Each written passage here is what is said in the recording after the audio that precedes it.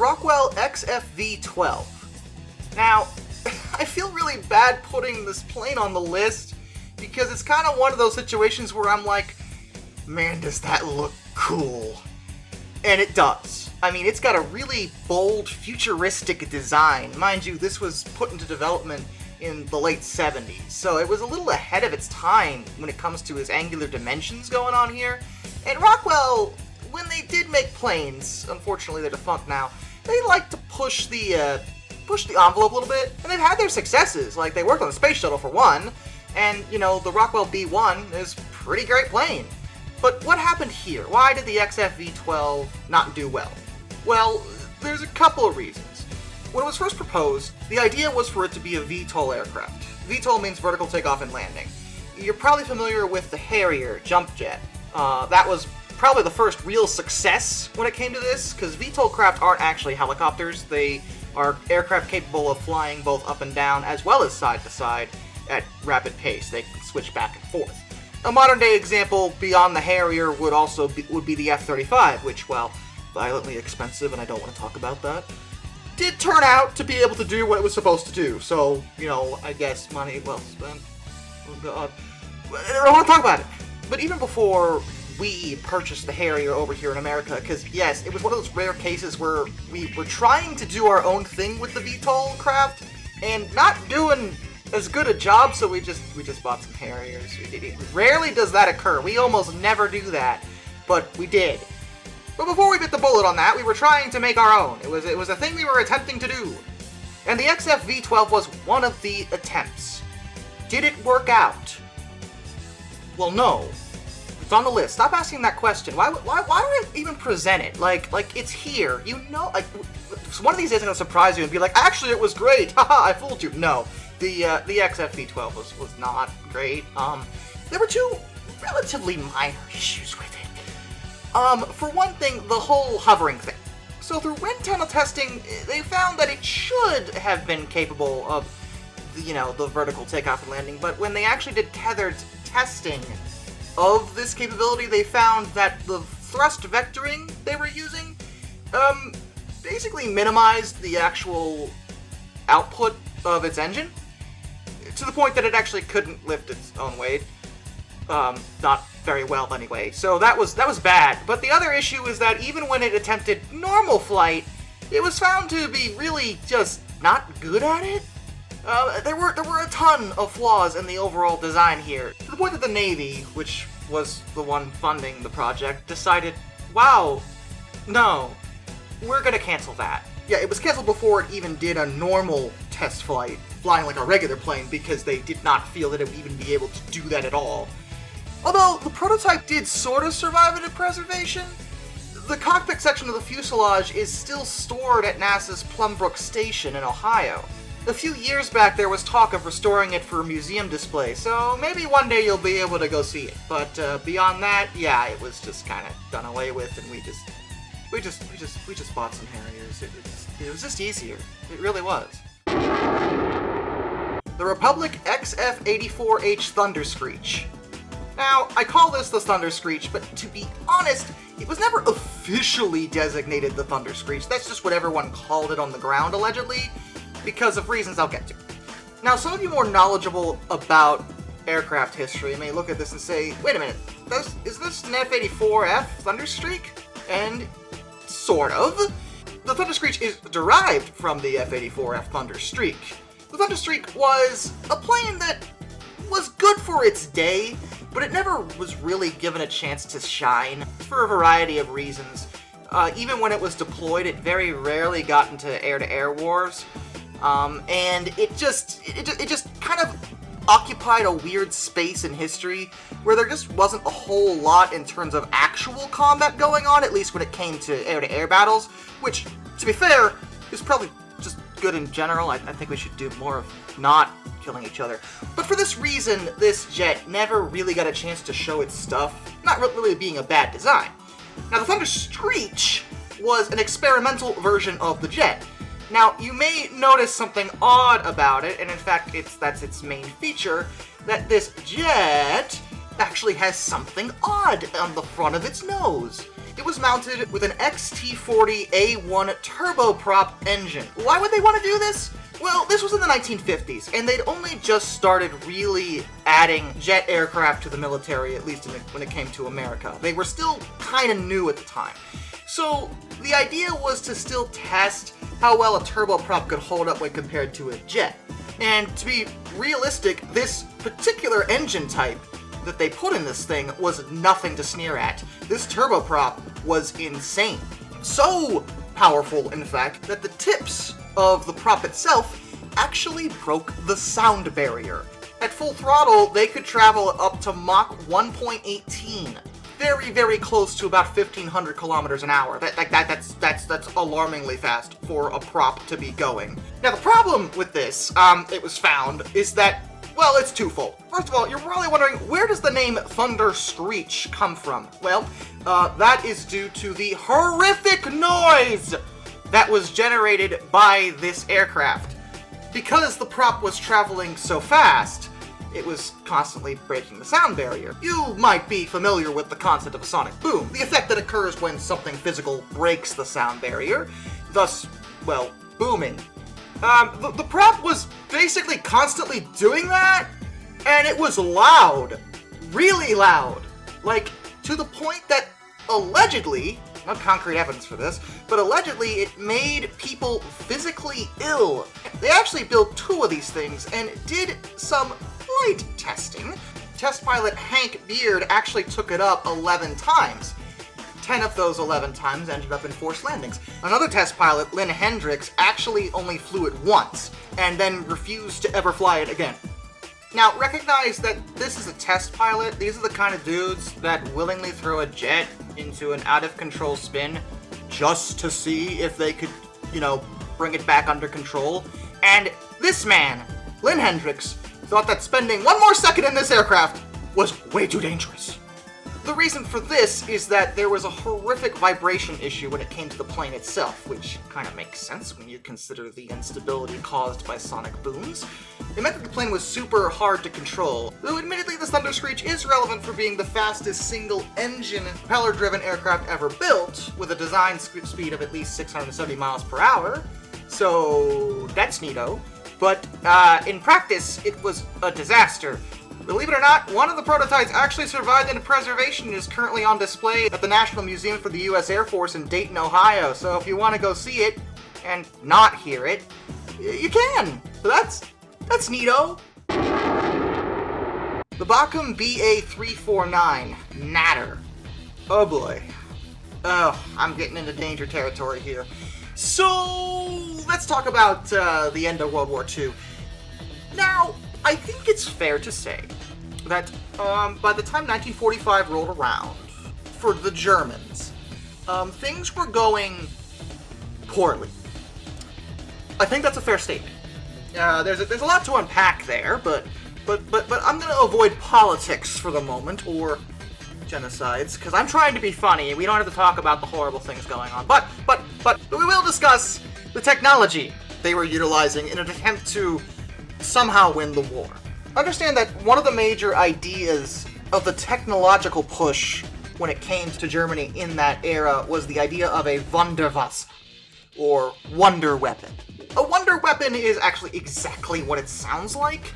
The thought was that they could create a weapon so powerful, so overwhelming, so impossible to counter, that it would almost single-handedly win the war for them. In practice, this isn't exactly how that works. Most weapons will have some inherent flaw or weakness that can be exploited, but Germany did go out of their way to produce an incredible array of different, sometimes wacky ideas when it came to weapons development. The V-1s and V-2 rockets were ahead of their times in many regards, but as effective weapons, that can be debated. Like, yes, they could fly and hit their targets, but they could be intercepted, and their ordnance ratio was nothing compared to what a bomber of that era could have done. There's also the German Tiger tanks, which, to be fair, are incredible tanks, especially for their era. Like, nothing in their time could win one-on-one against the German Tiger. The problem with them is that they never actually made enough of them to mean anything. So, that was not gonna work. Now, over on the Luftwaffe side, when it came to aircraft development, of course they were trying to do this kind of thing too. The Me-262 being the first operational jet fighter, but much like the Tiger, it did not show up soon enough in the war to actually make a difference. As you may have imagined with the V-1s and the V-2s, the Germans were experimenting with rocket technology. And the thought was, well, hey, what if we attach a rocket to a manned plane? That's a great idea. Now, there are two major examples of this. We're talking about the Natter, but there was also the Comet, which was also flawed, but was better than the Natter. The Natter had a bit of a bizarre design ethos that, in retrospect, was a little progressive in that it had no need for a runway, at least when it came to taking off, because it took off vertically like a rocket would. And from a defensive perspective, this is actually quite brilliant. You could get them in the air very, very fast, you wouldn't need an obvious and easy-to-bomb runway, and these things actually were equipped with rockets, so the pilot would take it into the sky, point it at whatever the target was, fire a volley of rockets, and then get out. So in concept, it's not necessarily the worst idea ever, but it is flawed, and the design itself was no. The problem with the Natter is, well, it's a few things. For one thing, the whole rocket plane is a questionable decision. For a combat aircraft, it's not really the best choice, especially at that time. The difference between the rockets they would have been using and a typical prop plane or a jet is, well, it's an issue of throttling. With a prop or a jet, you can throttle it up and down. You know, you turn on the jet, you can throttle it up to max speed or middle speed or whatever speed you want. It's no different than giving gas to your car. With the rockets, they're either on or they're off. There is no in between here. So you're either at maximum thrust literally all the time, or you're at nothing. And that's not really wise. There are many situations in air combat when you actually don't want to be going at full throttle.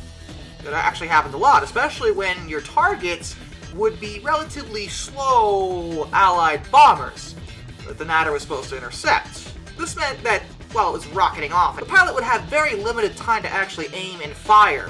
The design ethos at the time also meant that the pilots in question would be inexperienced, because they literally didn't have any experienced pilots left. A lot of the Luftwaffe aces were either dead or captured by this point in the war. They had no experienced pilots, so that meant they wanted inexperienced pilots to fly the Natter. That was one of the reasons they took off vertically, that way the pilot didn't have to learn to land or take off. Yeah, great, except they have to still fly the thing, which is traveling faster than any other normal plane would. Its build quality was also just disgusting. The Natter was built out of parts that you wouldn't put into a normal plane, let alone one driven by rockets. Also, I'm sure you've noticed the whole wing issue here. The stubby, tiny wing thing, yeah, that's great too. But believe it or not, that had little to do with the Natter's problems. In glide tests, it was proven that it was perfectly fine when it came to flight. Like, it was small and light enough that those little wings could do the job to keep it in the air. It was just traveling at speed that was a problem. The whole thing tended to fall apart if the rockets actually ignited. As was proven when the first test pilot tried to take it up, the canopy actually snapped, smacking him in the face, killing him, and then the whole thing crashed. So that didn't go well.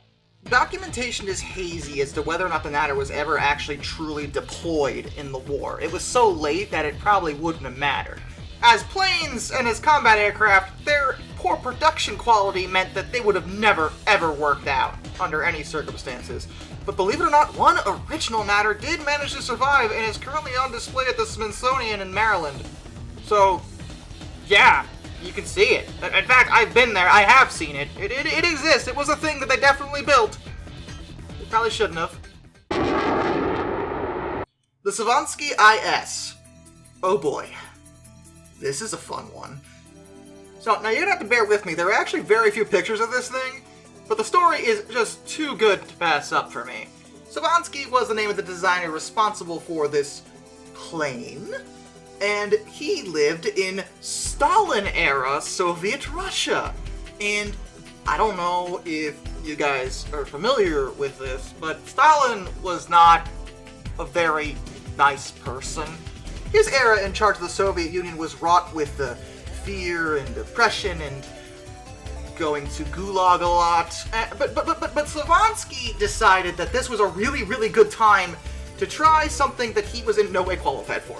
Silvanskii had no experience designing planes, but he still tried to ask for authorization and funding from the Soviet military to produce one of his own. They agreed to this, somehow, likely because it was 1939 and, World War II was kind of gearing up, so they wanted more planes, so they figured they'd just throw him a bone. Why not? Maybe he's a brilliant man. He's not. He's really not. Now, looking at it, it looks fine. Maybe nothing exciting, but, fine. But Silvanskii's design ethos is questionable, at best, actually. It was found that they messed up the measurements when it came to the gear in the initial design. The bays in the plane were actually too shallow to accept the wheels, so Silvanskii shortened the wheels. The problem then was that the prop had already been measured out based off of the way the plane was supposed to be sitting, so the prop actually touched the ground when the tail was up. Now, Silvanskii's solution to this was to literally take a hacksaw and cut the prop down so it fit. Now, understand that propellers on airplanes are specially made. Like, they're not something you can just kind of slap together. And it's not actually normal to just cut one with a hacksaw, which is what Silvanskii did. The foreman in charge of the workshop that Silvanskii was at was watching this entire display of ineptitude and actually forbade him from testing the plane on that workshop's runway. So Silvanskii, who at this point it's clear has all the subtlety, tact, and finesse of a Siberian grizzly, simply took the IS to a different airstrip and had a test pilot in front of the Soviet military test the IS. So how did that go? Well, it went down the runway, went up, nearly crashed, and the pilot brought it back down almost immediately. After this display, Silvanskii, believe it or not, actually got off alarmingly easy by Stalin-era Soviet Russia standards. He was simply banned from ever designing an aircraft again. Do not take hacksaws to your planes, pretty much ever. The Christmas bullet, sometimes called the cantilever aero bullet or the Christmas strutless biplane. Now, I bet you thought that just like the first part of the top 5 worst trains ever, the number 1 spot would be inhabited by Soviet Russia. But no, I am an equal opportunity bad design finder, I guess. I don't know where I was going with that joke. This is an American model. USA, USA, USA! We're number 1! So there's some backstory here about the Christmas bullet. It was actually designed by one Dr. William Whitney Christmas, hence the name. It was not based off the holiday, just his name. Please recognize that William here is actually not a doctor of aeronautics or engineering or anything like that. He's a medical doctor who had no experience in aircraft design. And I'm not one to question doctors. Doctors, they go to school, they spend a lot of money on the school, they're very educated in whatever specialty they specialize in. Like, no disrespect. I am a cancer survivor. My oncologist saved my life. I am not the type of person to throw shade at a doctor. But I'm gonna take a wild guess here, as someone who's never been to medical school, and say that aeronautics as a whole, not actually a course that's covered at all when you're going for a medical degree. It doesn't seem relevant. I'm actually having trouble thinking of something that could be further removed from, medicine, when compared to aeronautics. It just doesn't seem like something that's the same at all. But Dr. Christmas really seemed to think that he was brilliant at this. He founded the Christmas Airplane Company based in Washington, D.C. in 1910. He also said he previously designed at least 2 aircraft that were amazing, but you can't actually see them. But they were great. They were awesome. They were so cool. The best ever.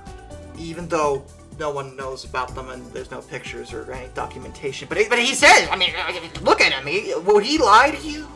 Now, the Christmas bullet is one of the worst planes ever, if not the worst plane ever designed. And many people say it is, and there's a very good reason for that. Now, it's a biplane, so it has 2 wings. And looking at it, a cursory examination, to a regular person, it looks fine. There's nothing inherently special about it, From the get-go, I questioned the placement of the prop being down instead of up. The fuselage seems really tall, but, like, whatever, I guess. Like, it looks fine. But, upon closer inspection, there is something very key missing here. Remember how I said one of the things they call it is the strutless biplane? Well, that's because biplanes have what are called struts generally in between the wings, especially in that era. This is to keep the wings still. As air passes around an airfoil, it tends to want to move the airfoil, and unless the wing is made out of incredibly strong, rigid material, it's gonna move. Old school biplanes, and even modern biplanes, would have had struts in between the wings holding things together to anchor them down. It's normal for a wing to move a little bit in flight, but this was to prevent catastrophic movement. However, understand that this was Dr. Williams' brilliant design ethos. He, according to himself, believed that the whole point of the plane was to let the wings move around. And in fact, that was meant to be the control surface, was the flapping motion of the wings. Like a bird. There are many things wrong with that. For one thing, he seems to think that birds flap to fly. And that's true, but not in the way you might be thinking of. First of all, birds don't just flap their wings up and down. They actually have a very specific motion whenever they flap their wings. And when birds flap, it's less to maintain flight. Their wings do that on their own because they're natural airfoils. The flapping actually propels the bird forward. That's their version of a proper jet engine, is their flapping. That's why they do that. So, for a plane to do it, well, that's a little unnecessary because they have a prop. That's what the prop is for. So, you don't actually need the plane to do that. But for the sake of the argument, let's say you actually made a plane that, did that with its wings. You'd have to completely redo how planes are designed. Birds have hollow bones. They're incredibly light. And like I said, their wings move in a very specific way.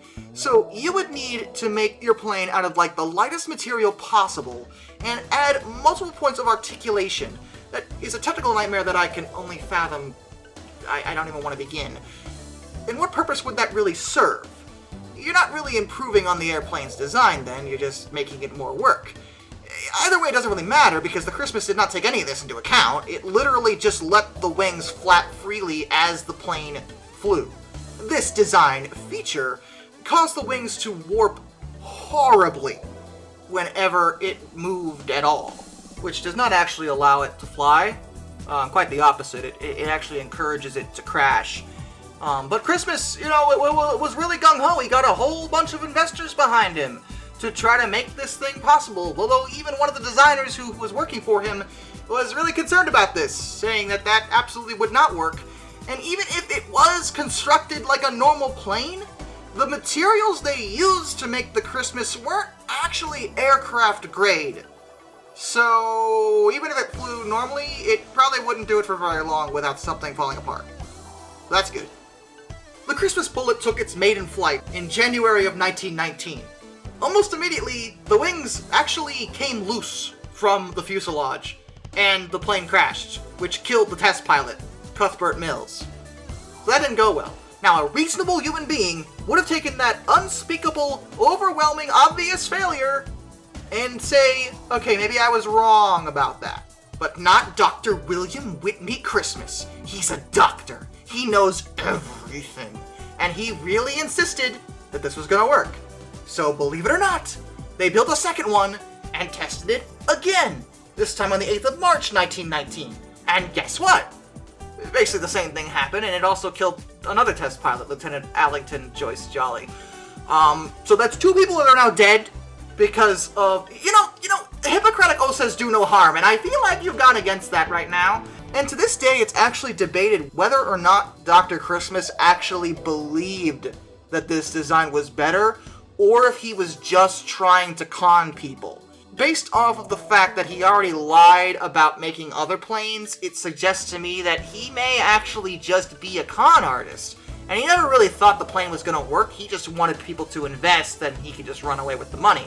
And, that's actually exactly what happened. Dr. Christmas was never actually charged with any wrongdoing. He was never criminally investigated as far as I can tell. He lived until 1960, dying of pneumonia at 94. You killed 2 people! For what? A flapping plane? I mean, come on, man! I'd love to give you the benefit of the doubt and say you genuinely believe that this would work because that it literally is the best case scenario here, but I'm starting to wonder if maybe you were just taking people for a ride and didn't care who got killed along the way. If so, that's kind of monstrous. Till next time, this is Darkness, and I bid you all a fond farewell.